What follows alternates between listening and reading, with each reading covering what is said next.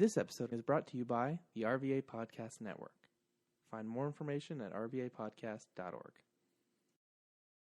Season 3 of The Pass is here. I know it's long overdue. We have a new intro. We still got the same content. Well, actually, it's a little bit of new content because there's new things going on in 2019. So buckle up. We got a lot of things to talk about on The Pass.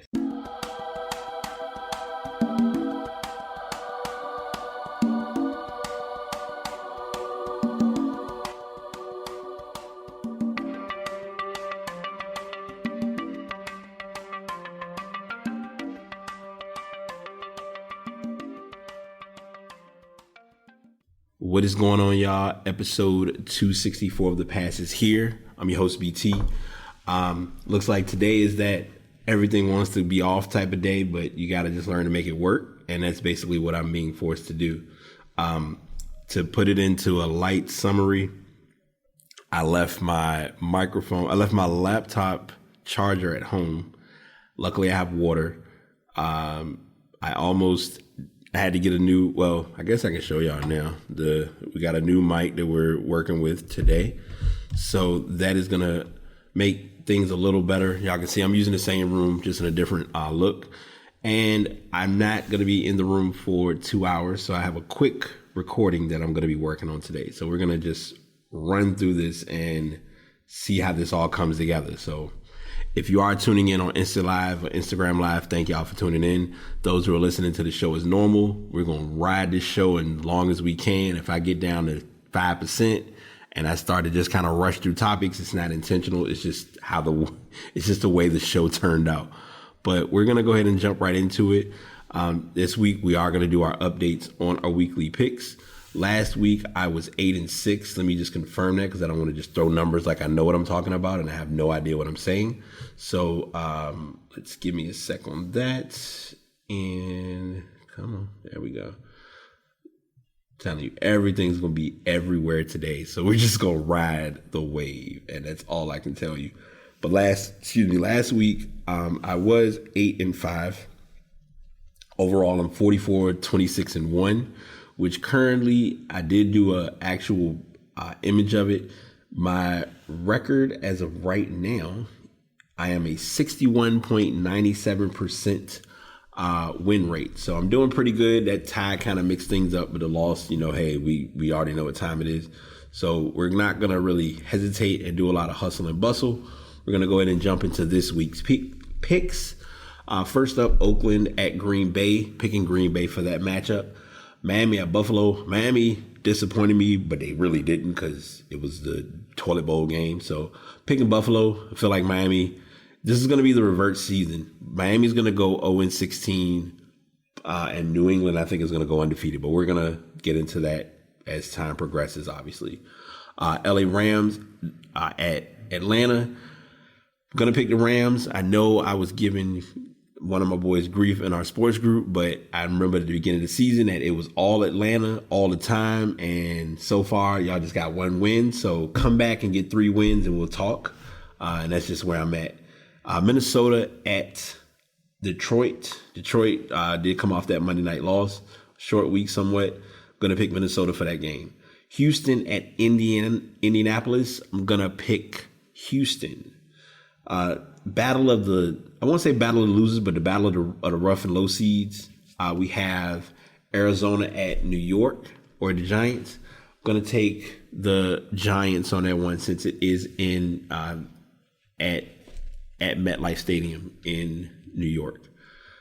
San Fran at Washington. As I told y'all before, until further notice, I'm sipping the 49ers Kool-Aid. Going San Fran on that one. Jacksonville at Cincinnati. Jacksonville is going to be game one, their first game without Jalen Ramsey. We're going to get into that story in just a sec. And obviously by the title, you'll be able to pick up on why. But I'm going to pick Jacksonville despite Cincinnati still has yet to win their first game.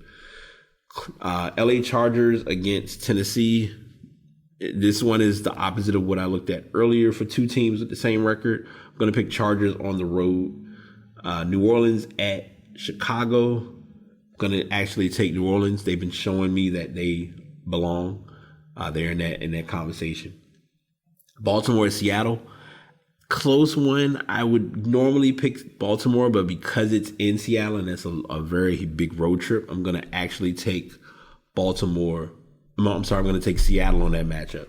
And the late night game, Philly and Dallas. Dallas, if they're going to win a game, they need to win this one, but I don't think they're going to win this one, just to be honest. So I'm taking Philly for that game. And the Monday night game, Patriots at Jets. Patriots, period, point blank.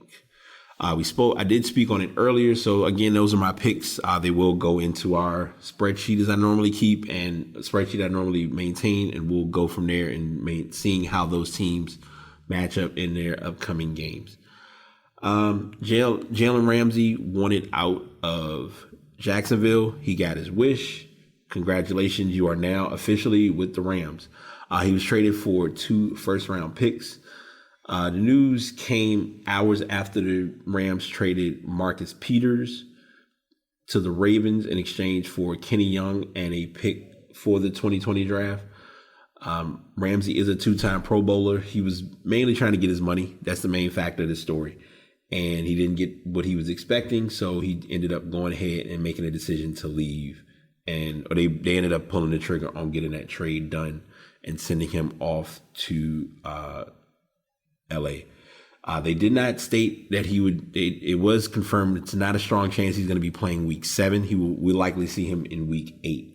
And that's also going to be the factor when their bye week is. I'm not sure if it's next week or if it's already passed, but any of my sports fans who know will probably confirm it in listening to the show. But that's kind of what that story and that breakdown is. Baker Mayfield decided to voice his opinion about the referees after their loss to Seattle. He felt that the refs were pretty bad and pretty horrible in their ref management, I guess you could say. But Baker Mayfield spoke his mind, as he does more often than not. They lost by 4 to Seattle last Sunday. The refs are never an excuse, but I'll probably be fine for saying this, but it was pretty bad. This is his second year, and he said he was kind of ticked off about it. They were called for 9 penalties, which equated to 83 yards for the game.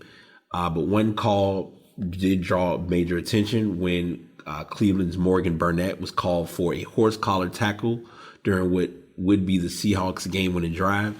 And that was when everything just went amok.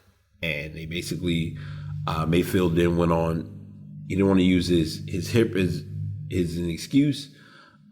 He went back to the locker room in the third quarter after appearing to hurt his hip on a scramble, but he did come back into the game. And for the game, he did have 249 yards, 1 touchdown, and 3 picks. So I don't know if it was mainly referees. He threw 3 interceptions, but that's another story.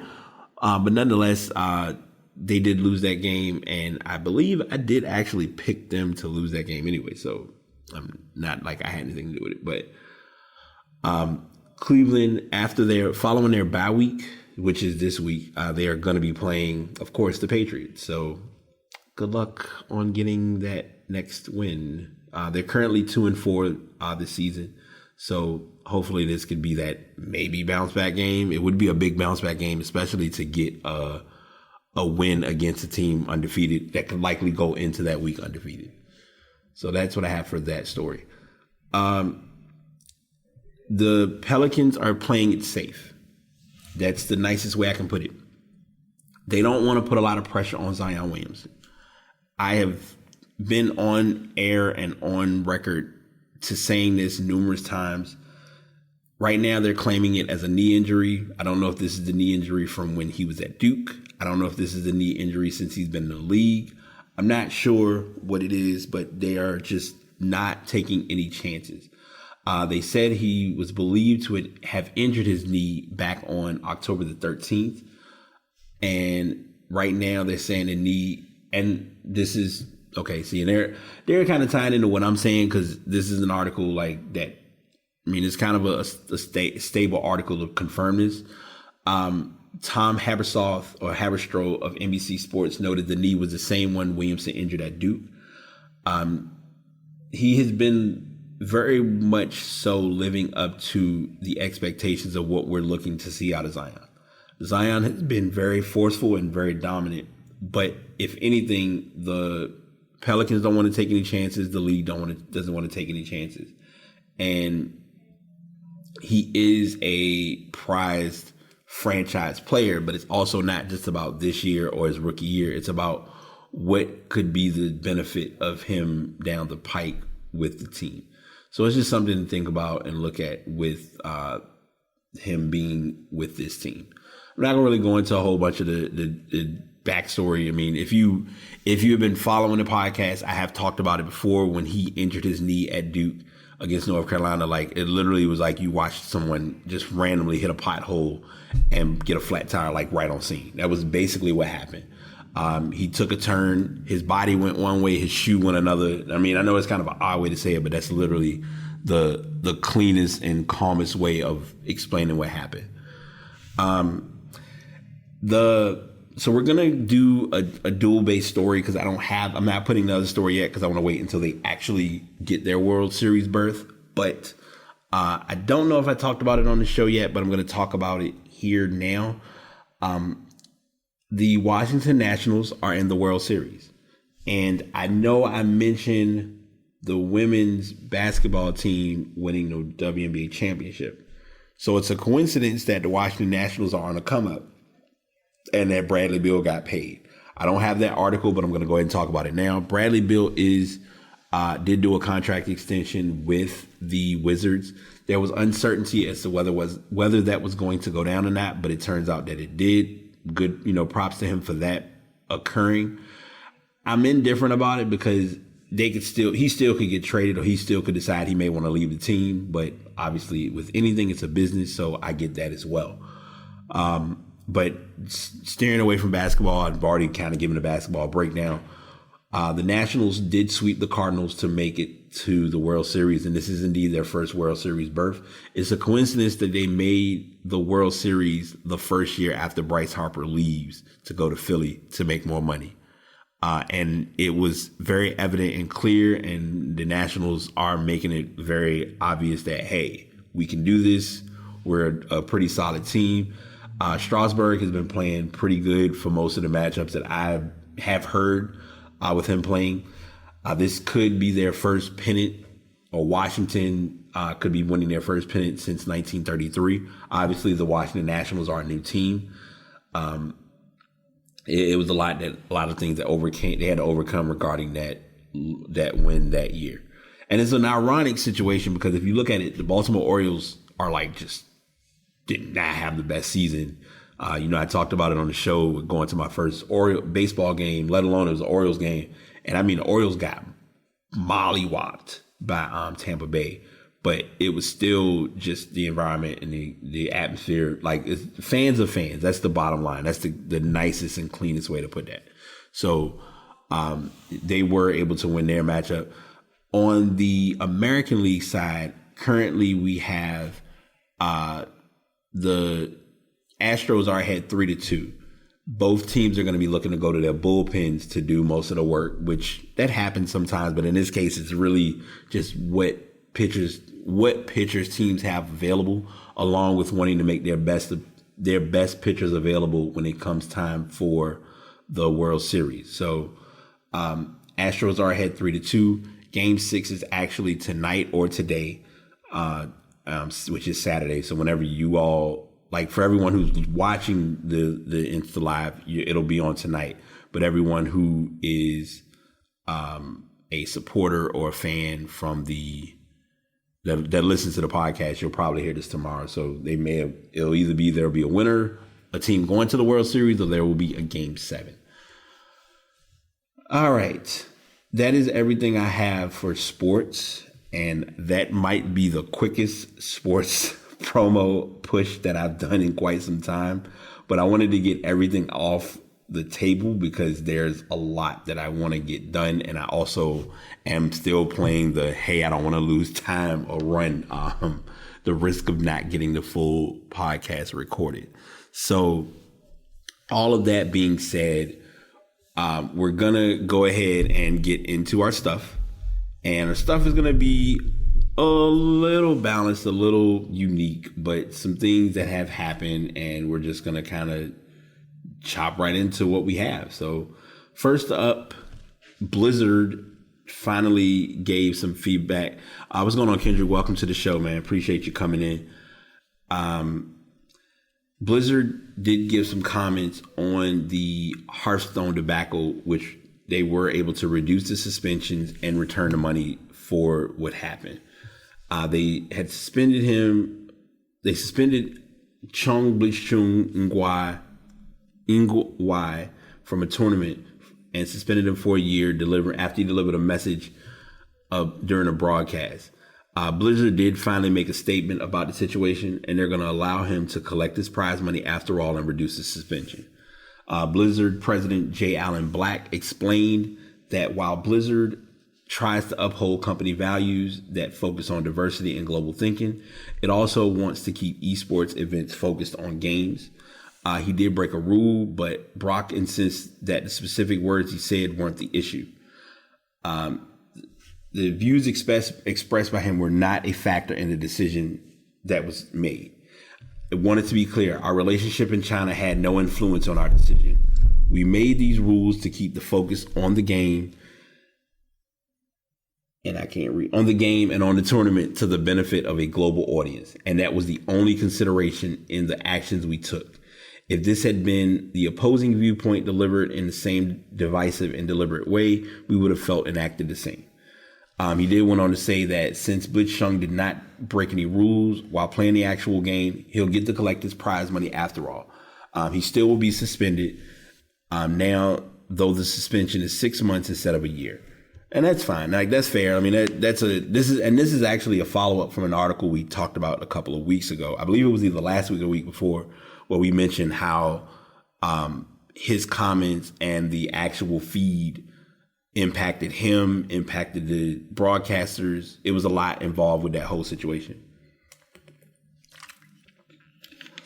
What's up, Chris Rocks? Welcome to the show.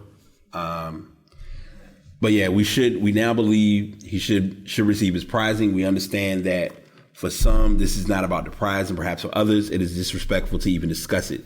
It's not our intention, but playing fair also includes appropriate pre and post-match conduct. When we think about the suspension, 6 months is more appropriate, after which time he can compete in the Hearthstone Pro Circuit again if he so chooses. I'm going to say it.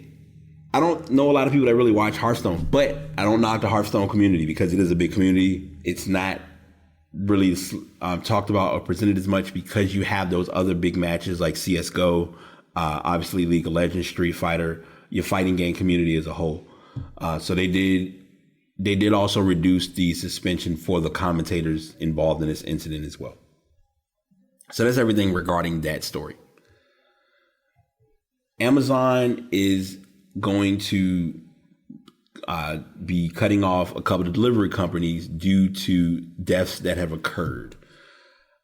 This move is going to affect as many as 2,000 delivery workers.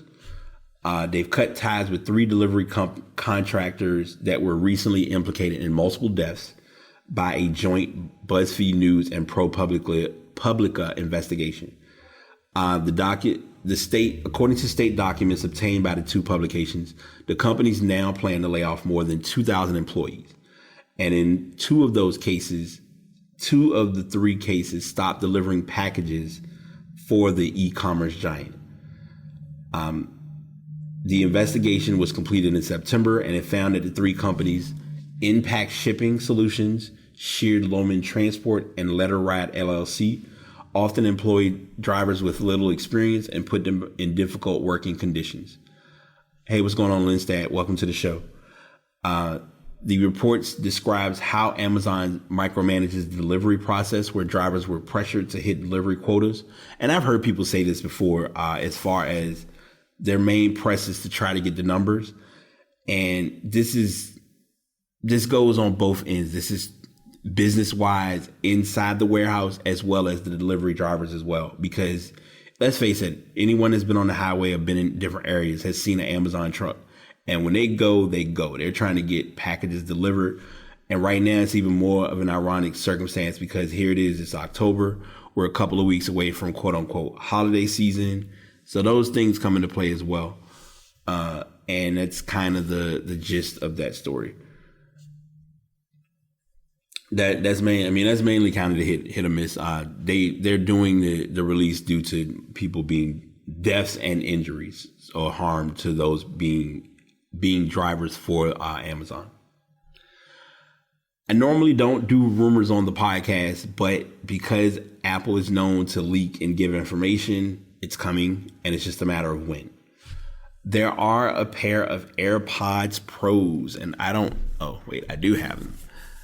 They're taking this little bad boy and they're going to give it a little bit of a revision. They're changing, you can't see it really, but they're going to change or revise the case as well to fit the new AirPods Pros that are expected to release at the end of October.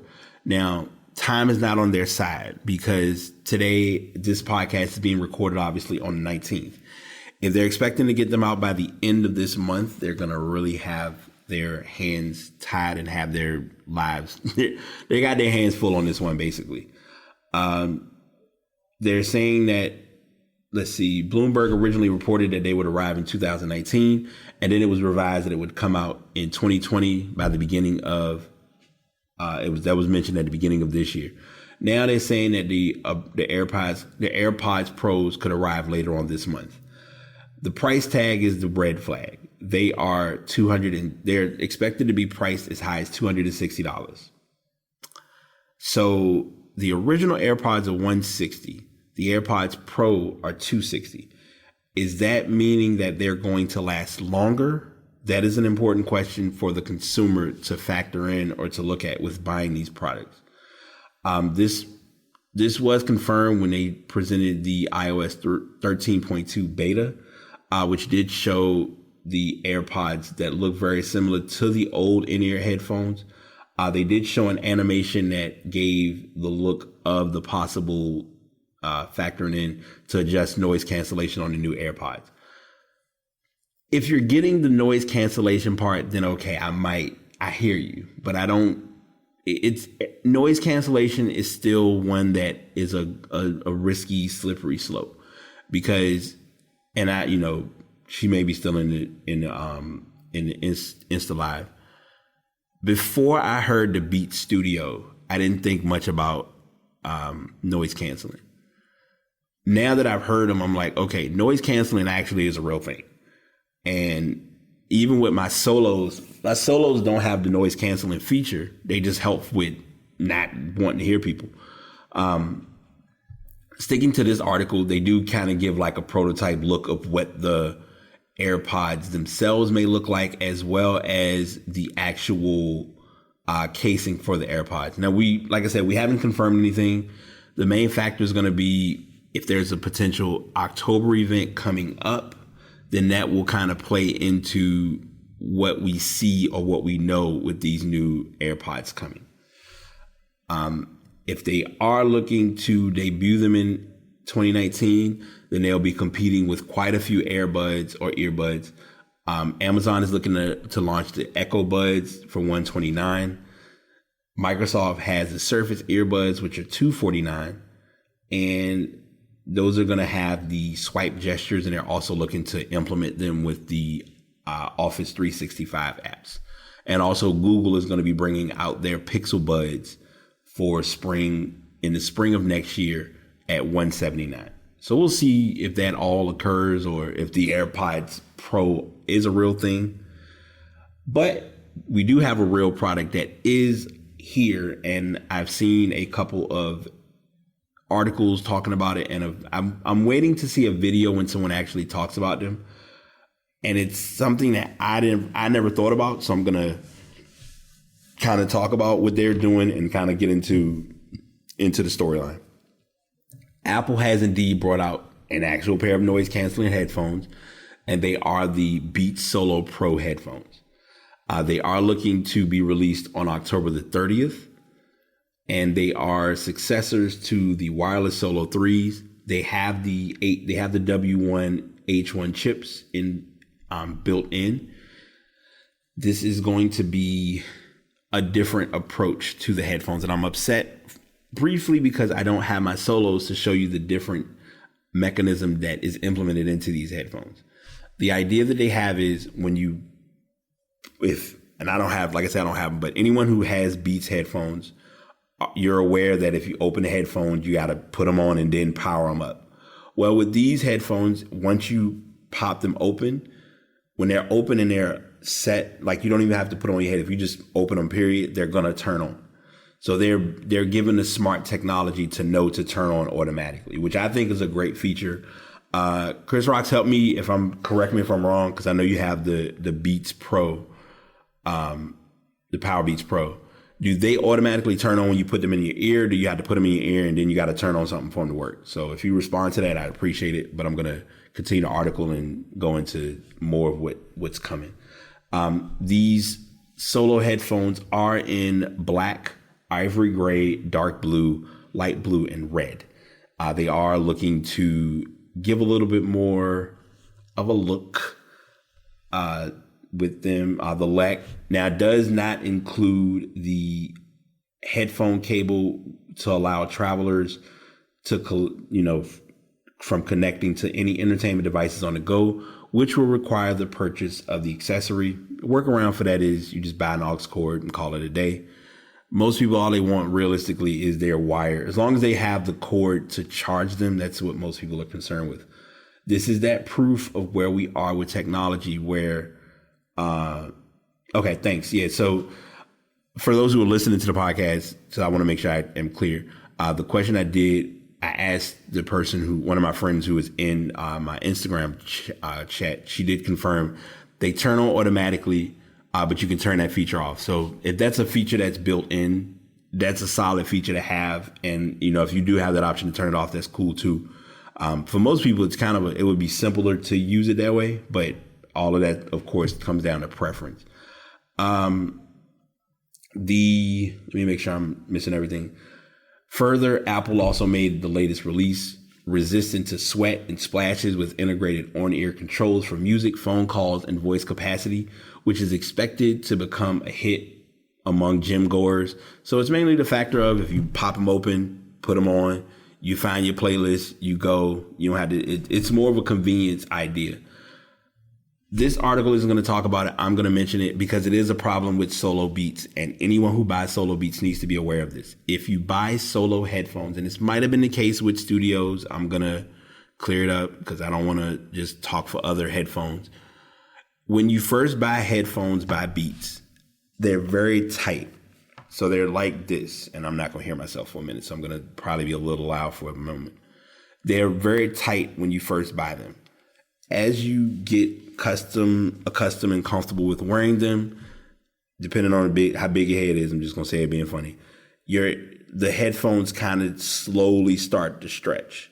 And someone brought this to my attention that I work with, and when they said it, I didn't really pay much attention to it, but it's a valid thing. Like when I first bought my Solos, like I have the Solo 2s. There's no point in me buying the Solo 3s because the Solo 3s don't have noise canceling. If I were to buy another pair of Solos, it would probably be the Solo Pros, but that's not even on my radar because there's no need. It's not a need for buying them right now. But it is a great headphone for what it does in that regard.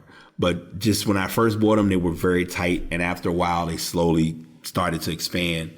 And now when I wear them, they're very comfortable. Like they're not like, oh my God, they're tight on my ears and I can't wear them. I can wear them for hours, depending on the battery life, but I can wear them for a long period of time and there's not a big issue. So like I said, look for those to be in stores October the 30th. And if you are a headphone fanatic, they might, if you're looking at, a matter of fact, I'll say it to say it.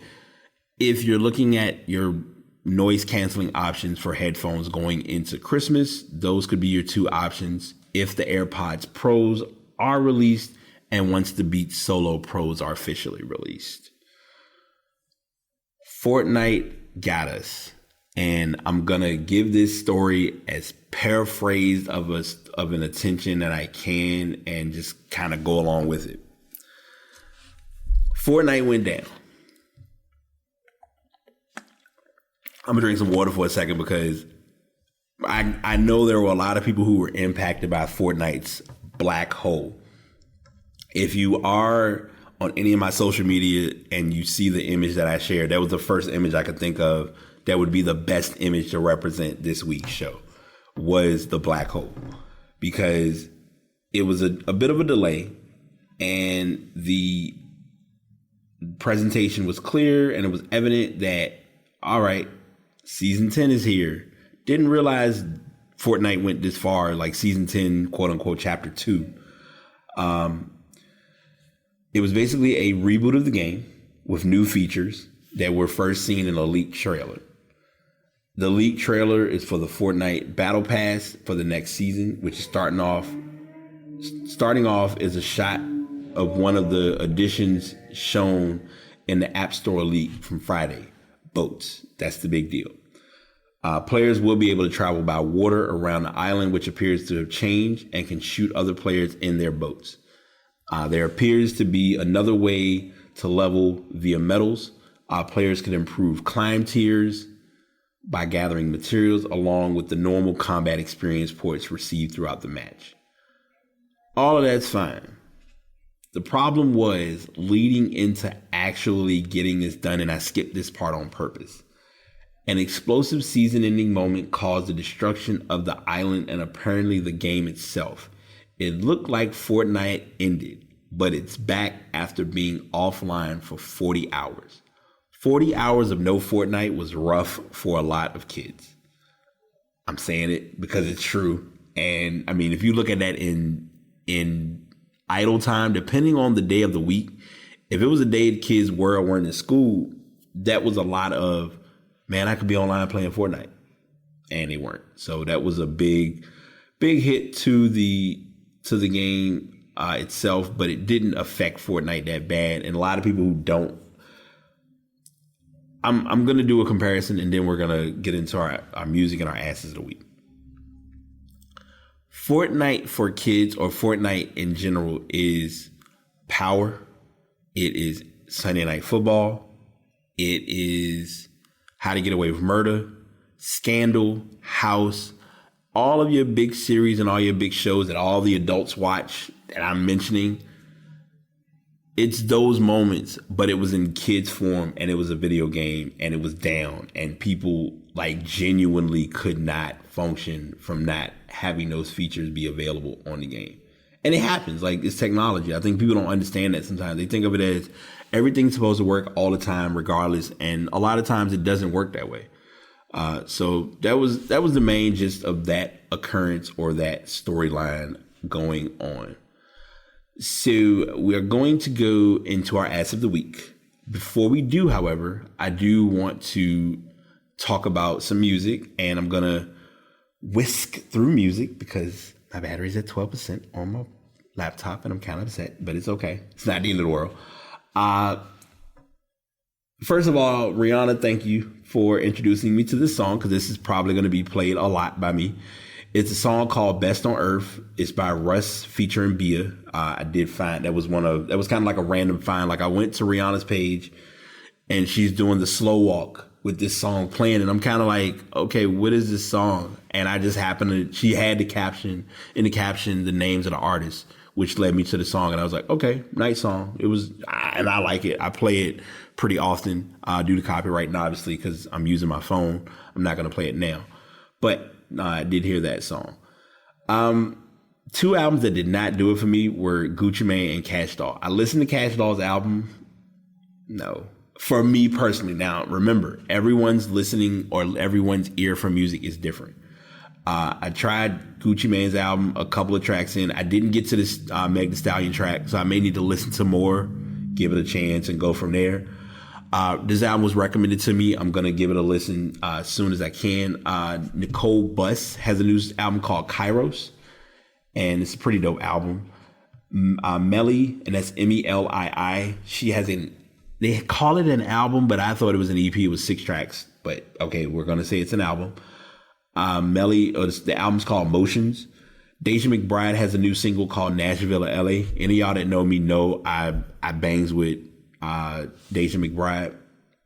Jadakiss has a new single called Me, and Gangstar has a new single out called Bad Name. There are a lot of other artists that brought out albums. I want to make that totally and perpetually clear, but those are the ones that really stuck out with me right away. I have one other recommendation because I did get this by text, so I'm like kind of multitasking, as y'all know how I do. Let's see what we got. So Stan Taylor, Raquel Rodriguez, and Raquel Rodriguez and Stan Taylor have an album called Sunday's Best. If you have not, if you're into that one, if you want that 2% vibe with some good music, check them out. They do have a video. They have a single called like they present the actual song through their channel. One of the members on Instagram or someone, Sam Bronner, has it on their page. So check that out if you do have an opportunity. And that's kind of the basis of it. Now to our ass of the week. And one of our asses of the week is me getting an opportunity to be a little petty because Lady Gaga, no pun intended, Lady Gaga's ass fell off stage. And I really did not know how to feel about this one, but it just kind of like blew my mind. But, hey, it happens. She was on stage Thursday night and took a tumble off stage during her performance. She was seen in videos in the arms of a fan she had invited on stage. The fan is holding her, and in the process of holding her, I don't know. Well, I'm just going to play the video and I'll see if it is loud enough that you can hear it.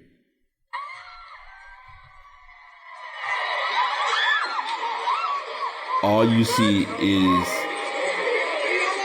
him. So he's basically holding her. And I guess he didn't realize there was a stage behind him. That the end of the stage was behind him.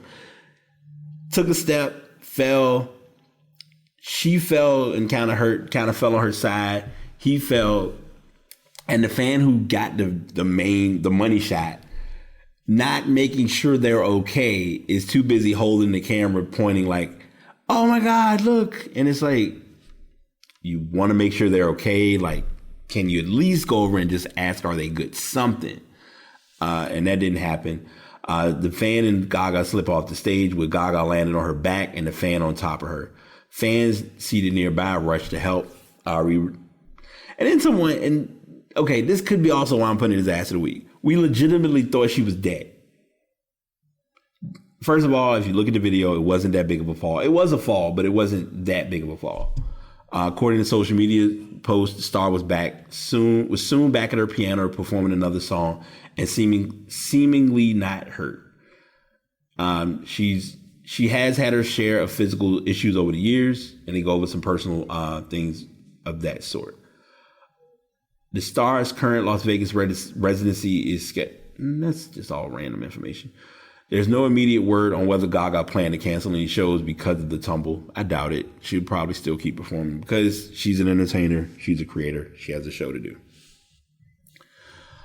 Our other ass of the week.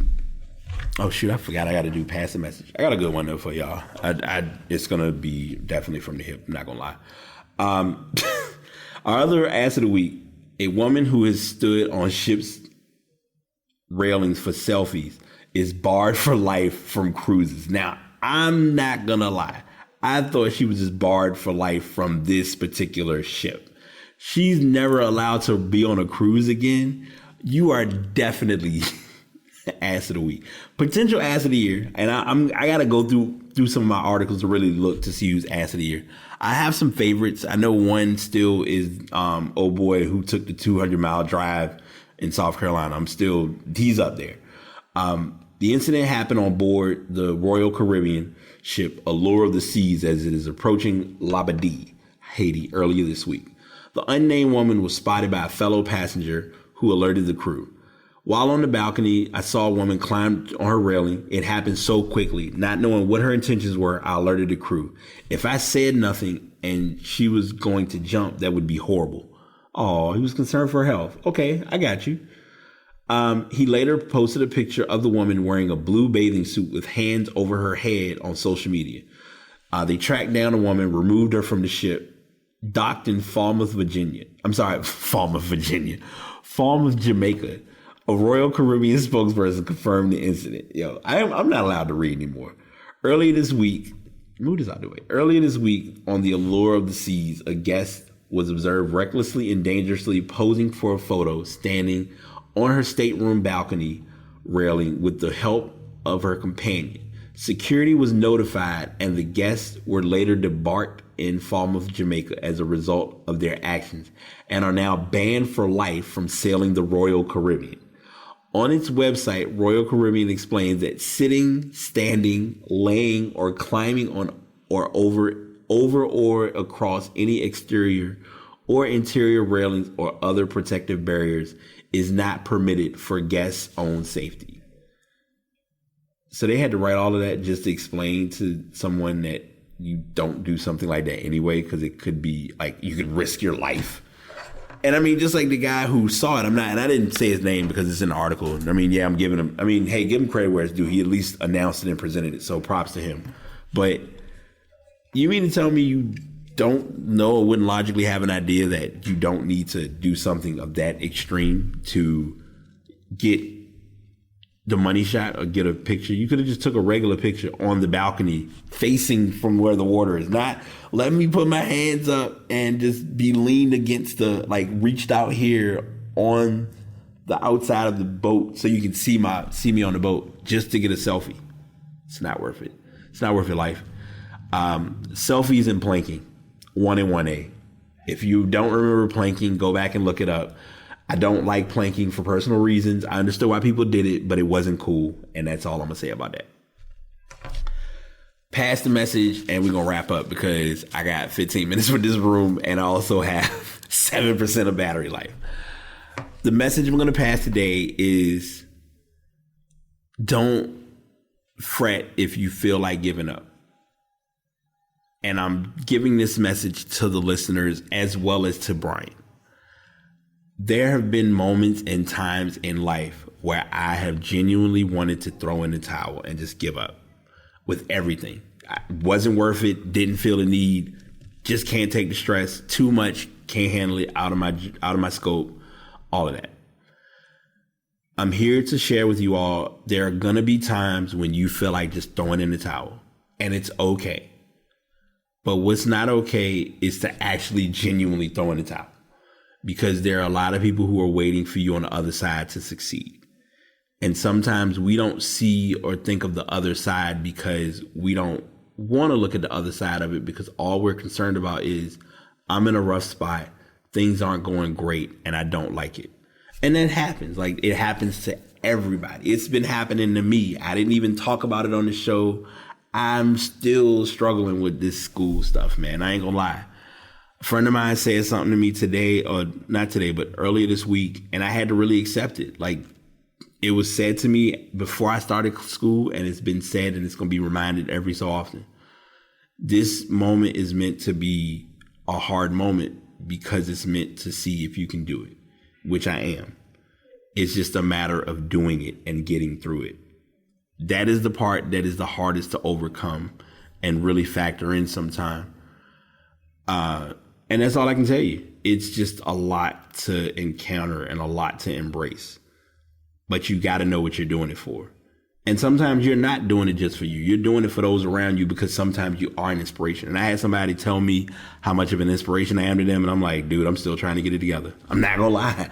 I'm really trying to get it together. I'm still figuring it out as I go along.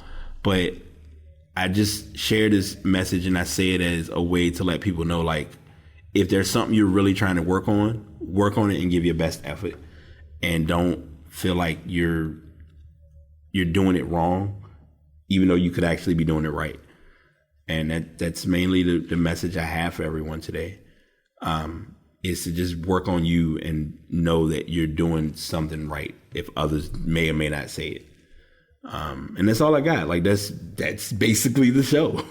I did good. I'm surprised. Like, I'm not doing this again to leave my my equipment like I did. I'm going to work on some stuff for next week. We're going to get this all organized and in a better flow. But thank y'all for tuning in. If you are looking to do podcasting, I would recommend definitely, yes, I know I'm at 5%. I'm going to charge it up. If you're looking to get into podcasting, I would use Spreaker.com. That's where I upload my shows. You know what? I'm trash, and I'm going to do this today because I always forget. The intro and the outro of the show, where you hear the music, Tanya China, her link is in the show notes, and I make sure I put it on the podcast show notes as well as the podcast page on every page. On every each week. Check her out. Check out her music. I'm probably going to be switching it up soon. I'm going to talk with her and also talk internally to figure out which song I want to make next for the intro and the outro. We're a few weeks away from season 4, but we're also a few weeks away from year in review. So just be on the lookout for that. And yeah, that's all I got, man. Hope everybody enjoys.